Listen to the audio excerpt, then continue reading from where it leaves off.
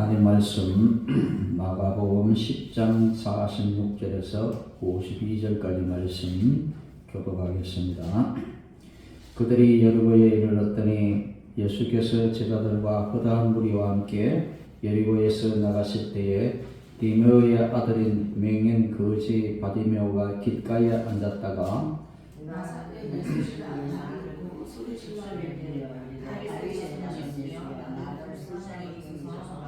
많은 사람이 꾸짖어 잠잠하라 하되 그가 더욱 크게 소리질러 이르되 다윗의 자손이여 나를 불쌍히 여기소서 하는지라.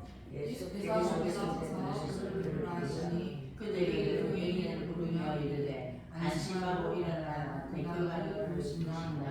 맹인이 그릇을 내버리고 뛰어 일어나 예수께 나아오거늘 예수께서 말씀하여 이르시되 내게 무엇을 하여 주기를 원하느냐.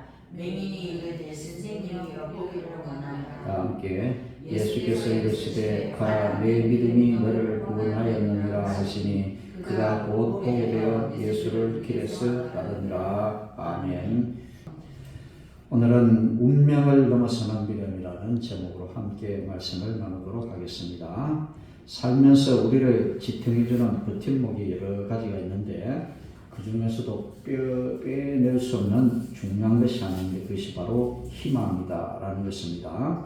아무리 상황이 어려워도 우리가 희망을 포기하지 않으면 기회는 언제든지 있다라는 것입니다. 마틴 루터가 말한 것처럼 이 세상을 움직이는 힘은 희망인 것입니다. 이 말을 바꾸어 말하면 이 세상에서 가장 무서운 것은 희망을 잃어버리는 것이 될 것입니다. 우리 속담에도 그런 말이 있습니다. 호랑이 굴에 들어가도 정신만 차리면 살 수 있다라는 말이 있습니다. 호랑이 굴에 들어가는 그 순간 바로 우리는 죽음이지만 우리가 희망을 잃지 않으면 호랑이 굴에 들어가도 살아날 수 있다라는 것이죠. 지금 튀르키예와 시리아에 지진이 발생해서 무려 5만 명이나 넘는 사람들이 죽음을 맞이했다라고 합니다.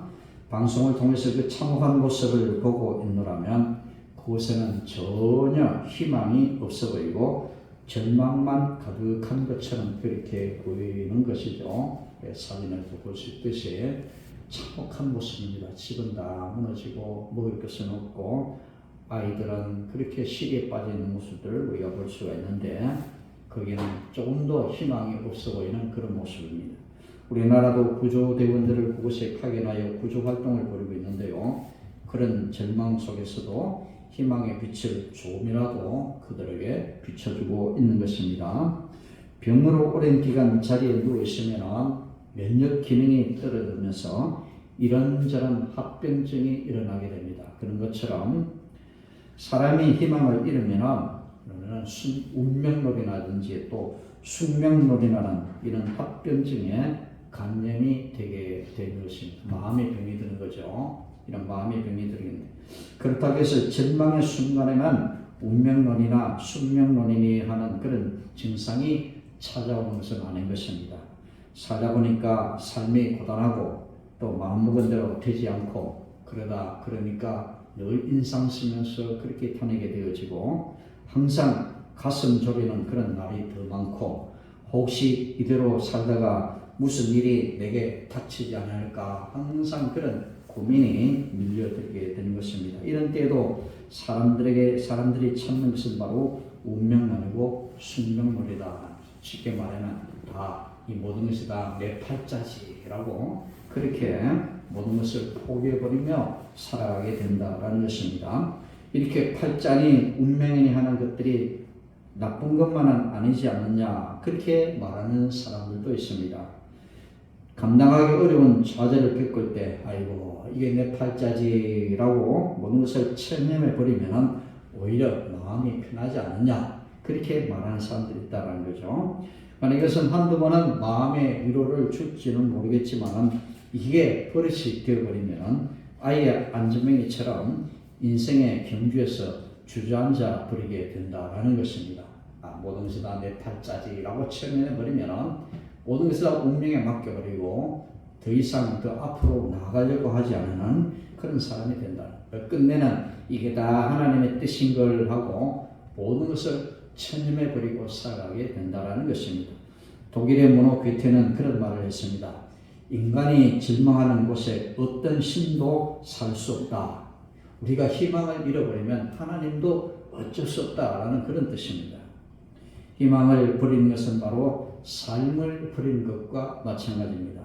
그러기에 살아있는 것 있다는 것은 바로 희망을 갖고 있다는 말과 통하는 것입니다. 쥐이 났습니다. 머리에 큰 그물차내가 있습니다. 얼굴을 치기 때문에 얼굴에 피가 납니다. 와, 보니까 죽을 것 같습니다. 그런데 조그마한 구멍 속으로 밀려드는 작은 그런 햇빛을 보면서 그래도 희망은 있구나 라고 하면서 그것에서도 포기하지 않고 희망을 잃지 않고 살아가다 보면 어딘가 이제는 이렇게 중장비 소리가 들리면서 나를 구원하는 그런 구조대원들의 소리가 들리게 된다라는 것이죠. 희망을 잃지 않고 있으면 언젠가는 우리가 그 죽음에서 벗어날 수가 있다라는 것입니다. 그런데 여러분들 어느 순간 사람이 희망을 버리는 때가 있습니다. 누구도 이를 달 수 없는 그런 상황에서는 차라리 절망 대신 숙명으로 받아들이고 그냥 그렇게 사는 것이 그나마 최선의 행복이 될 수 있다라는 거죠. 이렇게 절망 가운데서 이게 내 팔자니 하고 그렇게 주저앉아 버리면 오히려 그것이 편한 삶이 될 수 있다는 거죠. 오늘 본문에 나오는 바디메오가 그런 사람일 것입니다. 바디메오라는 것은 디메오의 아들이란 그런 뜻입니다. 그런데 아버지 디메오는 어디 가고 없고 그 사이에 거지라는 단어가 끼어듭니다. 앞도 보지 못하는 데다가 부모에게 버림받고 그는 구걸해서 살아가는 그런 생활. 그에게는 희망보다는 절망과 운명에 의지하는 것이 더 어울릴지 모르는 것입니다. 앞을 보지 못하니까 일을 할 수가 없습니다.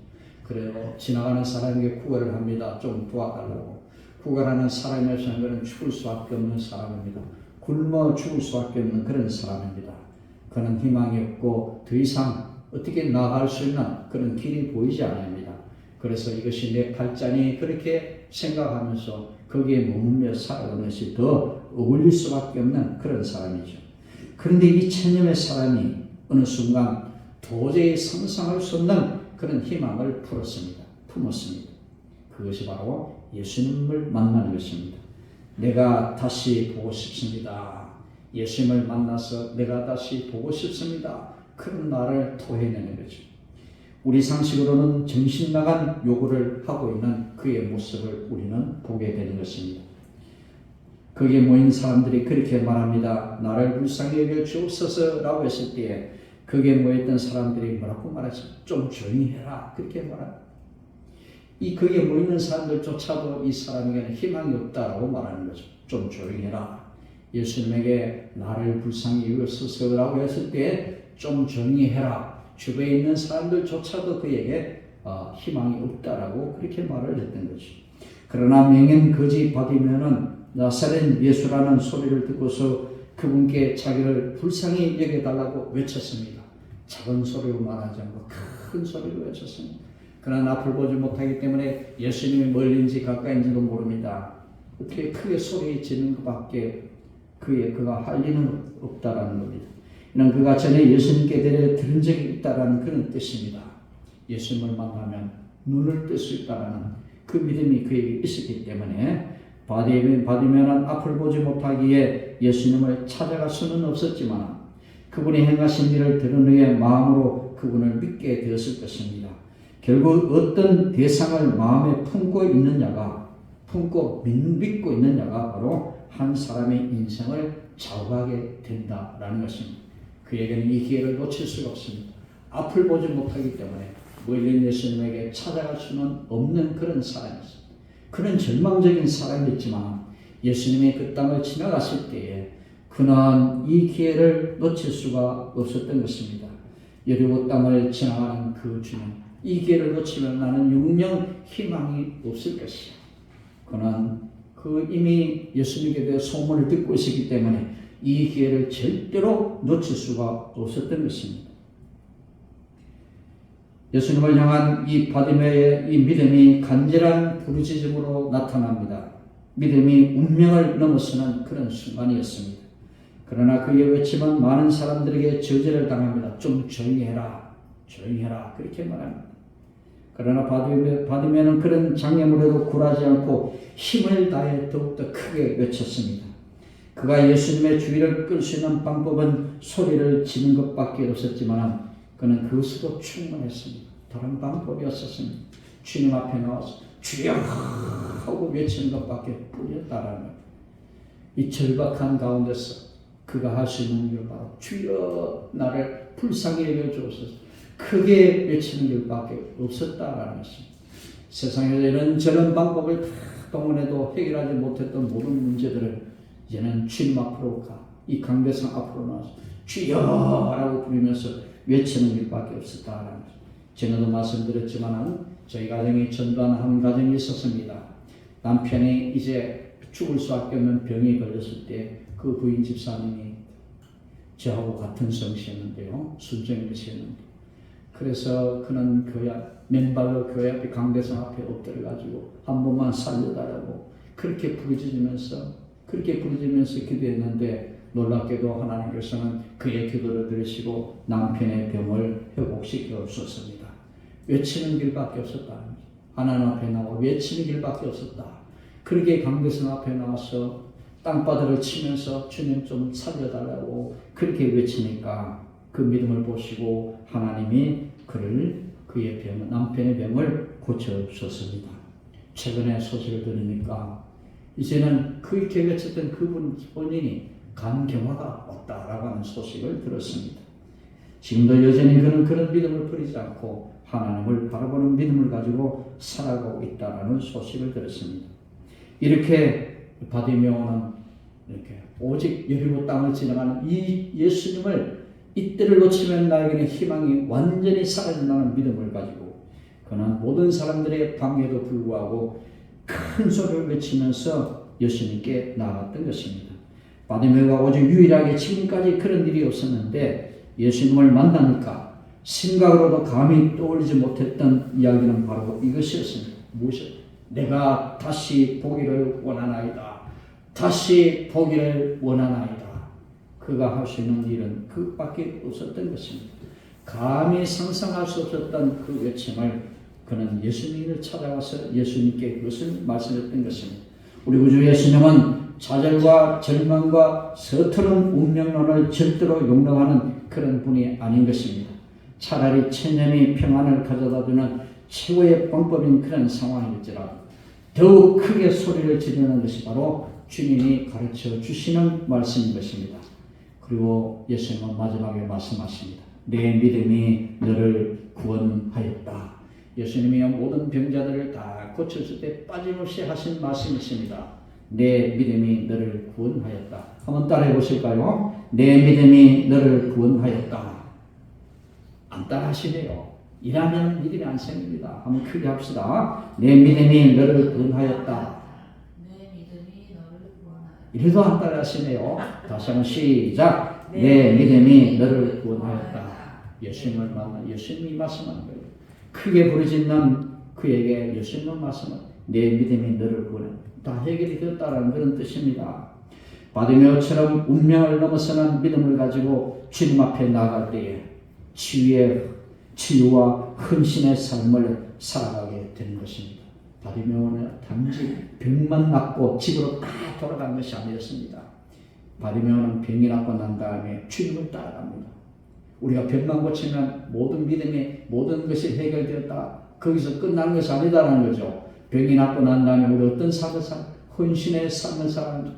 제자의 삶을 살아가는 것이요. 그는 그 길에서 예수님을 따라갔다라고 말씀합니다. 안산 동산교회 원로이신 김인종 목사님이 목회하실 때의 이야기입니다. 어떤 집사님 한 분이 새벽기도에 나와 눈물로 기도를 하고 있었습니다. 사연을 잘 이렇게 옆에서 들어보니까 남편이 점점 걷지 못하게 되어 검진받은 결과 버거병이라는 그런 진단을 받았다라고 합니다. 이는 다리의 모든 핏줄이 막히고 피가 통하지 않아서 발가락부터 썩어 들어가는 그런 병인데요. 허벅지까지 퍼지면은 양 다리를 잘라야 하는 그런 희귀병이었습니다. 그런데 남편은 그 병에 걸린 것이 부끄러워 교회에 나오지 않고 있었다라는 겁니다. 목사님은 마음을 가라앉힌 뒤 말을 했습니다.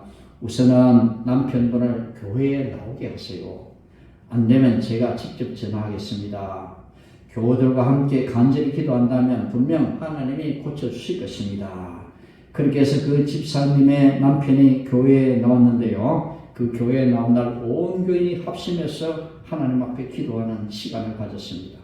목사님은 그가 부끄러움을 내던지고 하나님 앞에 나온 것을 칭찬해 주었습니다.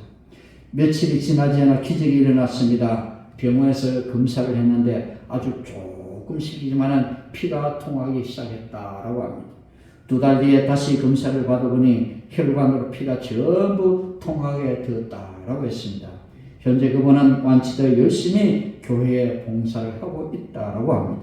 이렇게 믿음에 부르짖지만 반드시 선한 응답을 가져오게 되는 것입니다. 50절에 보니까요. 바디메오는 자신의 겉옷을 내던지고 예수님께 뛰어갔다라고 했습니다. 그는 병이 나니까 좋아가지고 집으로 간 게 아니고 그는 병이 나니까 예수님께 뛰어갔다라고 했습니다. 천천히 걸어갔다라고 뛰어갔다라고 했습니다. 겉옷은 소매 없는 커다란 외투, 즉 통으로 된 넓은 옷이나 온몸을 감싸는 망토 같은 사계를 가리켜 말합니다. 그 당시에 그 시대 사람들이 입고 있었던 겉옷은 우리처럼 소매가 있고 뭐 이런 것이 아니라 소매가 없는 커다란 외투, 그냥 이렇게 둘둘 감아서 이렇게 다는 그런 옷인데요. 일반적으로 상의 위에 걸쳐 입었으며 농사를 짓거나 노동할 때는 벗어두었던 그런 옷이었습니다. 또 슬픔이나 탄식을 나타낼 때는 겉옷을 찢는 그런 풍습이 있었습니다. 겉옷은 가난한 자들에게는 한밤의 추위를 막아주는 천막이요 또 이불 같은 역할까지 했던 그런 옷이었습니다. 그래서 이렇게 저당을 잡힐 만큼의 재산상의 가치도 있었고 그만큼 일상생활에 없어서는 안 될 소중한 것이었기 때문에 저당 잡힌 옷은 해가 지기 전에 반드시 돌려주어야 했던 소중한 옷이었습니다. 그래서 유대인들에게는 이 겉옷이 얼마나 소중한 옷인지 모릅니다. 외출복도 되고 이불도 되고 이렇게 천막 같은 역할도 하고 정말 없어서는 안 될 소중한 옷이었던 거죠. 헬라인이었던 누가에게 있어서는 이 옷은 그도 속옷보다도 가치 없는 옷으로 여길지 모르지만 유대인들에게는 이 겉옷은 속옷보다도 훨씬 더 소중한 그런 옷이었습니다. 또 유대인들은 이 옷의 모서리에 옷을 달아 경건 생활의 표로 삼았습니다. 이렇게 예배에 관련된 그런 아주 소중한 옷이었는데 따라서 이는 생활 필수품이었으며 특히 거진 바디메오에 있어서는 매우 소중한 그런 옷이었습니다. 그런데 어떻습니까? 이 바디메오가 겉옷을 내던지고 이는 바디메오는 사람들의 비난과 꾸짖음이라는 난관에 부딪히고도 그렇게 억눌려 있지 않았습니다. 오히려 더 열심히 예수님께 간구를 했습니다.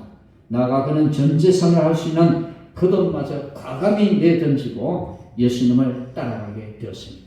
이렇게 소중한 것까지 다 포기하고 그는 예수님을 따라가는 제자의 삶을 살기 시작했다는 것입니다. 보통 사람들은 교회 와서 병만 나으면 이제 다 된 것처럼 그렇게 생각하고 더 이상 나아가려고 하지 않습니다. 목적을 달성했으니까요. 더 이상 나아가려고 하지 않습니다. 그러나 바디메오는 거기서 끝나지 않았습니다. 눈먼 사람의 눈을 뜨게 되니까 거기에 만족하지 않고 그는 자기가 입고 있던 겉옷을 내던지고 예수님을 따라가기 시작했습니다. 예수님의 제자의 길을 걸어가야 갔다라는 것을 가르쳐 말씀하는 겁니다. 핍박과 고난을 당하며 내가 가진 모든 것을 포기하는 그런 상황이 올지라도 우리는 예수님만 바라보고 나아갈 때에 그분의 은혜를 누릴 수가 있는 것입니다. 우리의 목적은 제자의 삶입니다. 우리의 목적은 내 앞에 있는 문제가 해결되는 것이 아닌 거죠. 그것은 우리가 목표가 됩니다. 그 목표가 될지라도 목적이 되어서는 안 된다라는 것입니다. 지난주에 공과공론하면서 그것을 배웠습니다. 우리는 삶에 이런저런 목표는 가질 수가 있습니다. 이런저런 목표가 내가 열심히 돈 벌어서 부자가 되어야지, 내 병을 고쳐야지, 열심히 공부해서 장학금을 타야지, 이런 것들은 우리의 삶의 목표는 될 수가 있지만 목적이 되어서는 안 된다. 우리의 목적은 무엇입니까? 사도 바울처럼 우리는 사도 바울처럼 이제는 예수님을 믿는 사람들을 잡아가는 것이 그의 삶의 목적이었는데 이제는 그 예수님을 땅끝까지 전하는 그것이 그의 목적이 되었다. 그것이 바로 우리의 목적이 되어야 된다라는 것을 가르쳐 말. 오늘 거지 바디메오는 그렇습니다. 병이 나은 것은 그의 목표였지만 그의 목적은 바로 주님의 제자가 되는 것이었습니다. 제자가 되는 데는 걸치고 있던 겉옷을 다 내어던지고 모든 것들을 다 포기하고 주님을 따라가는 그것이 바로 그의 삶의 목적이 되었던 것입니다. 이렇게 바디메오 외치면 결국 예수님을 멈춰서게 했습니다. 그리고 예수님은 바디메오를 가까이 부르시고 그의 믿음을 칭찬하시며 그의 소원대로 눈을 고쳐주셨습니다. 눈을 뜬 바디메오는 자기 집으로 돌아가지 않고 길에서, 오늘 본문에 길에서 예수님을 따랐다라고 말씀했습니다. 거기는 예루살렘을 향하여 가고 있는 길이었습니다. 예루살렘은 십자가 고난과 죽음의 장소인 것입니다. 그 길에서 예수님을 따랐다라고 하는 것은 내가 그 죽음의 길을 걸어가는 십자가의 길을 걸어가는 그 예수님을 따라갔다라는 그런 뜻입니다.